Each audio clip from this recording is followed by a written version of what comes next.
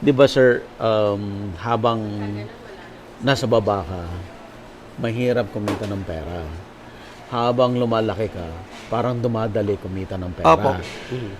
Paano mo nagawa yon na lumaki ka, na nag-start ka sa wala? Di ba ang hirap nun mag-accumulate ng pera habang maliit ka? Paano mo nagawa yon? Bali sir, sa swerte, una po sir, yung Chinese na nakilala ko. Oh. Naging mabait sa akin, sa amin. Unang nakilala ko po yun sa isang ahente. Hindi, ako naman po noon, medyo, ako naman talaga sir, isa rin sa panuntunan ko sir, huwag kang magpapakasira sa pera. Number one po, Number one. panuntunan ko po yun sir. Totoo Yung yan. financier kong Chinese na babae, hanggang ngayon, po, kahit ako may dati pang sa kanya, wala po yun. Yung pinagkatiwalaan ho kami noon, kami mag-asawa. Hiniram niya ako, binigyan niya ako ng kapital, nung nag-umpisa ako. Maliit. Nakita niya na maganda ang ayos ako makipag-usap eh. Pag sinabi kong di-deliver ko yun sa'yo, tong goods na to nung araw na to, di-deliver ko yan kahit anong oras. Pag sinabi ko ng halimbawa, sir, pinhiram ako ng kapital, tong araw na to nagsabi ako sa'yo, gagawan ko ho ng paraan yan. Na hindi ako masira. Na hindi ako Sa masira. oras na sinabi mo. Sinabi mo, let's say, ma'am, Saturday ko di-deliver yan. 200, let's say, 50 tons na bakal. Sabihin ko yun. Sige ma'am, padalan mo ako pera. Tiwala na sa akin eh. 50 tons, padalan mo ako pera. Wala na po yun sir, hindi na magtatanong po yun. Hindi na magtatanong, anong saan bangko? Ina na po ang kukunin nun. Doon po sir ako talaga nagsimula.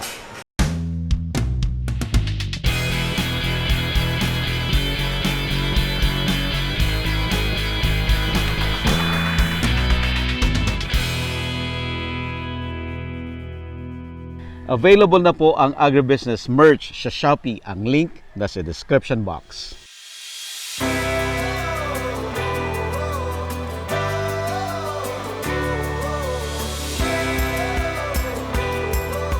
Ito po, kalabasa flavor. Kalabasa to. Ito po, malunggay flavor. Malunggay. Yan po, spicy Spicy. flavor. Yan po Malunggay.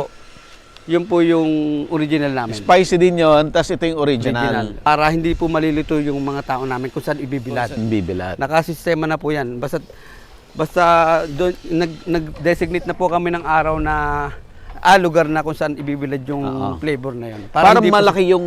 Malaki po ang nito sir. Nung original flavor. Opo, malaki po. Kasi po maraming pasalubong center sa Quezon. Parte pong kwan po. Sa Tagaytay, may mga pasalubong kwan po ako. Ang luwang. Opo.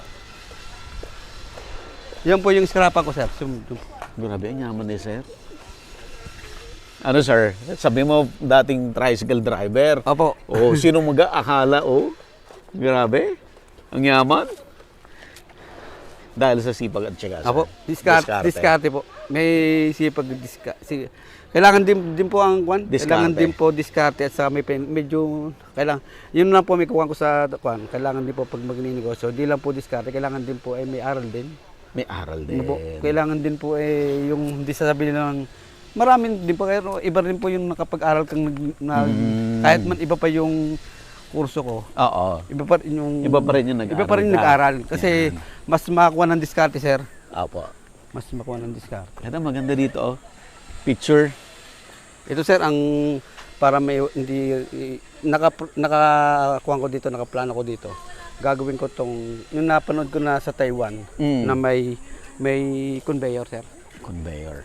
May napanood po ako sa kwan sa Taiwan. May conveyor po na doon na lang po nila kukuhanin yung Dulo. Maandar na lang. Maandar na lang po. May napanood po ako ganung company na ganito rin po talagang binibilad nila. Pero may conveyor po. Yun po yung isa ko na kinukuha ko dito. Ganda. Parang tourism.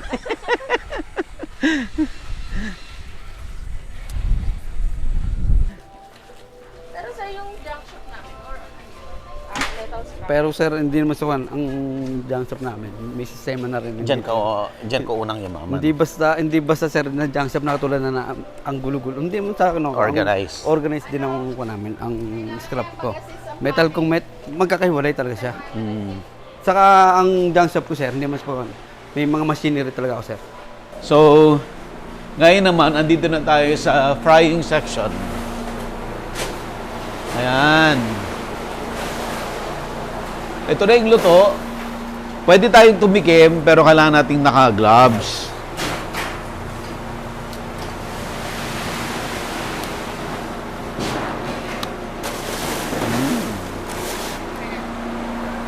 Sarap.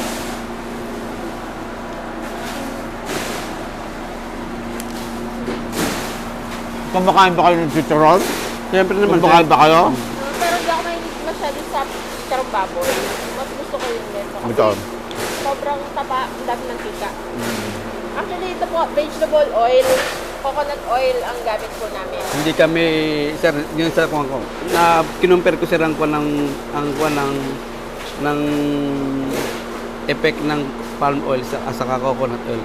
Saka masyado siyang mamantika pagka kinain mo ang crackers namin dati. Dati, sir, Pag palm oil. palm oil ako. Pero nung nakita ko yung comparison ng quality at saka ng lasa ng kuwan ko, saka ng hindi siya mamantika noong coco oil ang ginamit namin.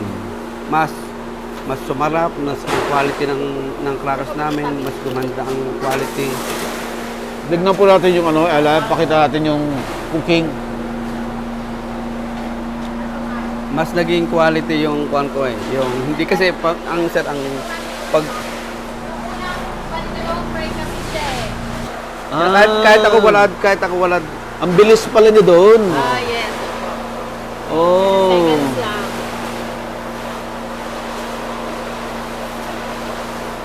billing ko sa HR ko. Kaya gusto ko sistemang pang company ko, parang manufacturing talaga, hindi yung sa iba, hindi sa kinuha ko po na iba naka-short. Apo. So ito yung finish. Yan na po yun. Dito na sila nagkikilo.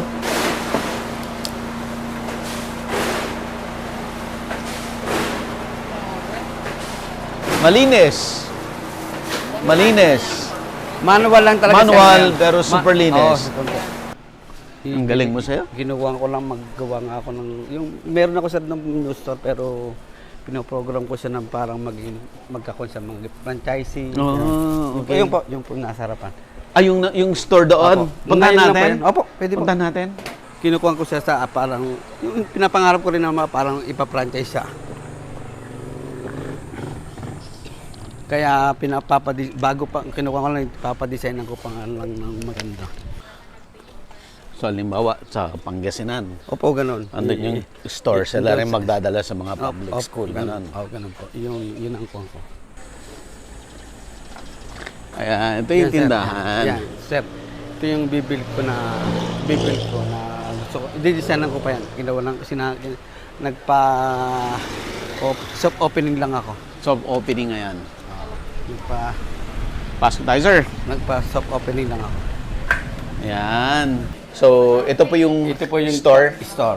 Ito po yung store na pinapangarap din po namin mag-asawa na parang yung magkaroon din ng branch din siya sa ibang lugar. Lugar na lalo na dun sa mga tourist spot. Kasi talagang ang target ko dito, sa tourist spot ko siya ilagay. Ito, parang kuha ko lang, parang sample store lang namin mag-asawa. Ayan. So, available po yung original, spicy, kalabasa, at malunggay. Kakaroon kami ng mga iba't ibang klaseng packaging kasi nga kinukuha ko rin na talagang para hindi naman siya parang kasi pag ganyan alam nila parang walang crackers na typical na crackers lang. Ako gusto ko pampasalubong Yung mas maganda na mas na maganda. packaging. Mas maganda packaging. Itong taon na to puro improve kami ng packaging, machinery, kasi isa tao, mabigat, mahirap ang tao ngayon. Hindi katulad nung araw. Oo, magbago Nung talaga. araw, sobrang ang hirap sa manpower. Kahit dun sa kabila ko, problema pa rin manpower. Kaya dun, mga gamit ko, mga machinery, gamit ko. Madalang ang manual. Ang dami mo na biling, sir, lupa. Ilang hektarya to? Ito po, nasa 1 hektarya. Tapos yung kabila. Nasa 2 po. Ang iskarapan ko po, 2 hektarya.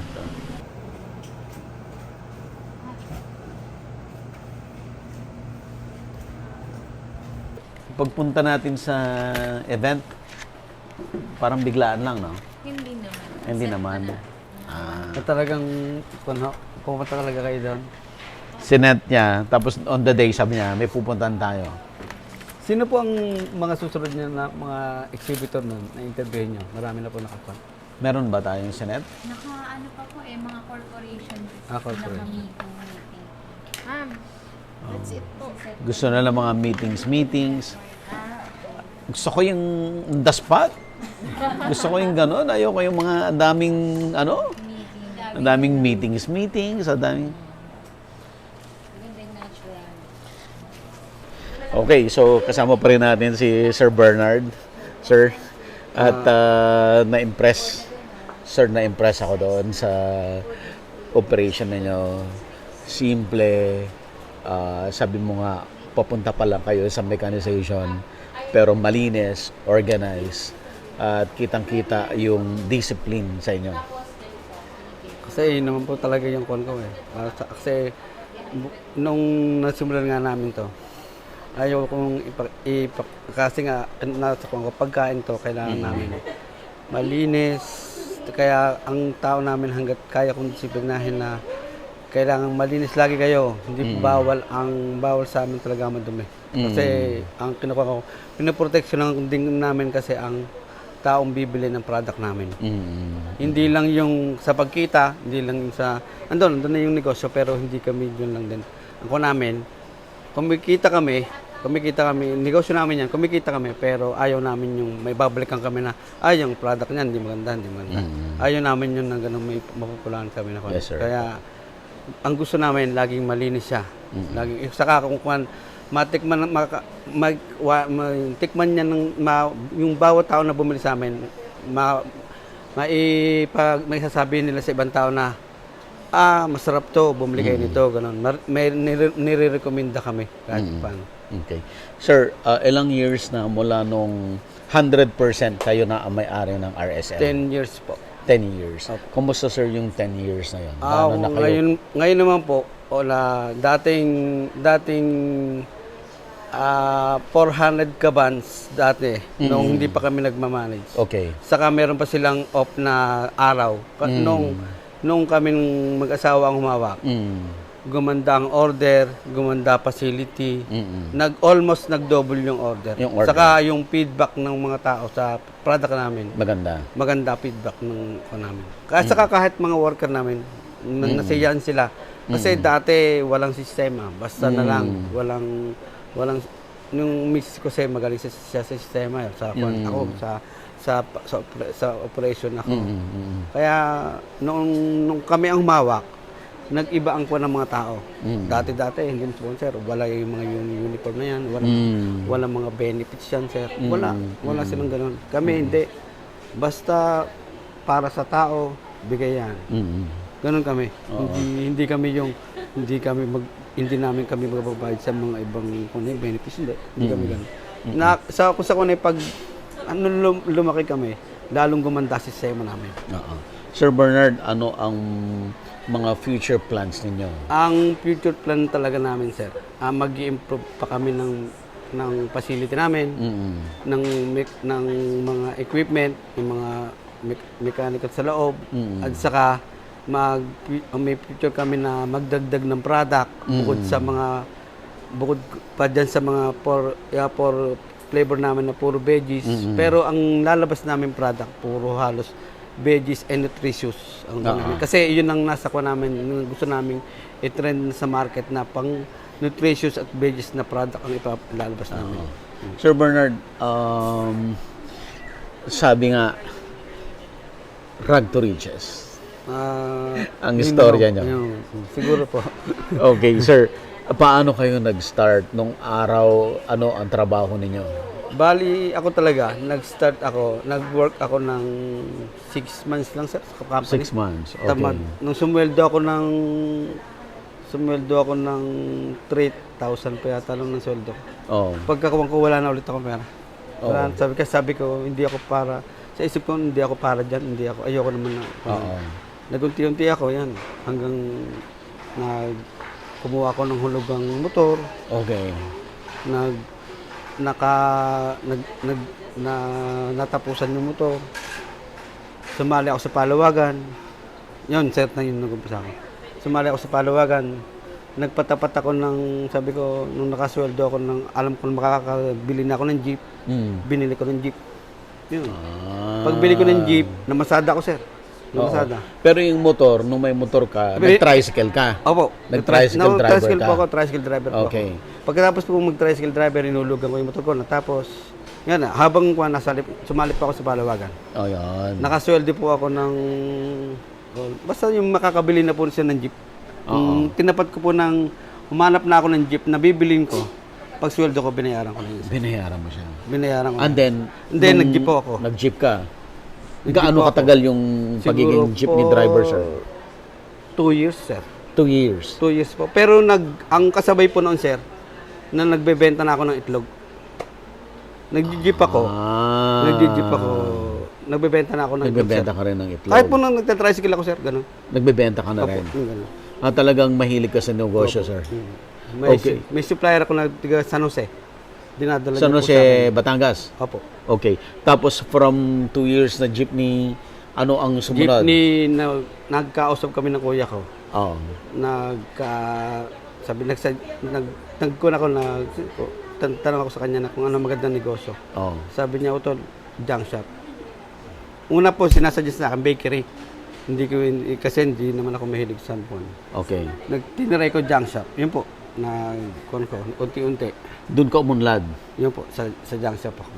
Tapos the rest, yung mga ibang negosyo na. Yan na po, yung ito, nung nako na po, nakaikot-ikot na. Oo. Nako na. Ito na po, yung bunga ng ngayon. Pero dito kami ngayon pumapokus sa crackers. Kasi gusto ko rin po na kami ay makakuan din po ng asawa ko na yun. Kami ay manufacturer ng hindi snack food. Kung hindi namin kino-consider na nutritious food and vegetable crackers po yung aming product na kinuha namin. Kung doon po kami gusto namin ipakilala at saka doon po na siyempre yung negosyo po namin yan. Oo. Negosyo. Yun po, yung Sir Bernard, nung araw, nung nandun kayo sa hirap, pinangarap mo ito na mangyari sa itong buhay na to? hindi naman po. Basta nakakuan po na siguro kaloob lang po siguro ng Diyos na hindi ko po rin So, nakalain. hindi mo rin inakala? Hindi po, hindi rin sir. Hindi ko rin inakala na siguro sinuwerte, unang-una po. Siguro bigay ni Lord. Okay. Bigay ni Lord yun sa amin. Bago po yun. Saka po hinaluan din talaga ng sipag, sir. Sipag po. Hindi pwede po tamad. Hindi po pwede tamad. Sipag, tiyaga, Saka diskarte. diskarte. Yun po, yun lang yung talagang naming mag-asawa. Dahil kami talaga, yung tulong talaga kami, antes pa rin. Talagang- Maganda talaga yung tandem ninyo. Maganda po tandem niya. Kasi pa siya po, pag-usap sa company, sa mga kung ano po namin.